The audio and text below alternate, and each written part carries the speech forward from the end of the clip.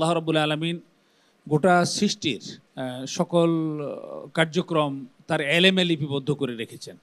এটা নিয়ে একটা কনফিউশন রয়েছে যে আল্লাহ যদি আগেই লিখে রেখে থাকেন তাহলে আমরা এখন কাজ করব কেন? তিনি যদি লিখিয়ে রেখে থাকেন যে আমি গুনাহ করব, তাহলে আমি সওয়াবের কাজ করব কি করে?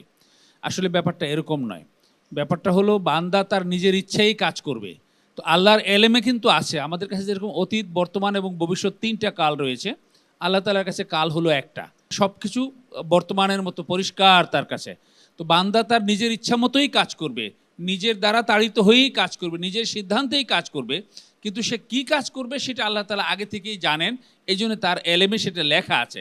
সেখানে কি লেখা আছে এটা কিন্তু আমরা কেউ জানি না। এই জন্যে বান্দা স্বতঃস্ফূর্তভাবে চেষ্টা করতে হবে সুন্দরভাবে আল্লাহর বিধান অনুযায়ী যেন সে কাজ করতে পারে। যেমন মনে করেন একজন লোক একটা মানুষকে কোনো একটা খারাপ কাজ করার জন্য, একজনকে হত্যা করার জন্যই উদ্যত হয়েছে, তারপরে সে হত্যা করে নাই, ফিরে এসেছে, তাহলে তার তাকদিরে কি লেখা ছিল? সে বলেছে যে না, যদি তাকদিরে লেখা থাকে তাহলে তো আমি তাকে হত্যা করবো। সে বলছে না, আমি ফিরে আসবো, আমি তাকে হত্যা করলাম না। অথবা আরেকজন যদি লেখা থাকে আমি হত্যা করেছি, আমি তাকে হত্যা করবোই, তাকদিরে তো লেখা আছে, তারপরে তার কোর্টে ট্রায়াল হলো, তার নামে ফাঁসি হলো। আসলে তাকদিরে কি লেখা ছিল? সে তাকে হত্যা করতে যাবে, তার মধ্যে এই চিন্তাটা আসবে, আসার পরে সে ওইটাতে গালেব হবে, গালেব হওয়ার পরে সে হত্যাটা করবেই, তারপরে কোর্ট ট্রায়াল হবে, কোর্ট ট্রায়াল হওয়ার পরে তার ফাঁসি হবে। এই সবটুকুই কিন্তু আল্লাহর তাকদিরে লেখা আছে। ইন্ডিভিজুয়ালি যদি কোনো একটা বিশেষ ঘটনাকে আমরা তাকদিরের মধ্যে সীমাবদ্ধ করতে যাই, তাহলে তাকদির সম্পর্কে আমাদের ভুল ধারণা হবে। এই জন্য আমরা তাকদিরের ব্যাপারে বিশ্বাস রাখবো, এবং বিশ্বাস রাখবো এটা যে আল্লাহ তাআলা বান্দার সকল কাজ সে যেটা করবে সেটা তার এলেমে লিখে রেখেছে, কিন্তু বান্দা কাজ করবে নিজের ইচ্ছা মতোই।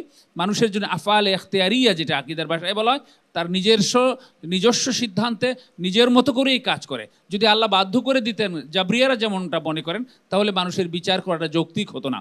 এই জন্যে আমরা আল্লাহর নির্দেশনা অনুযায়ী, রাসূল সাল্লাল্লাহু আলাইহি ওয়াসাল্লামের প্রদর্শিত তরিকা অনুযায়ী আমলে সালেহ করে যাব, এবং শেষে গিয়ে পরিণতি যেইটাই হয় না কেন আমরা মেনে নিব। এটাই আল্লাহর আলমে লেখা ছিল।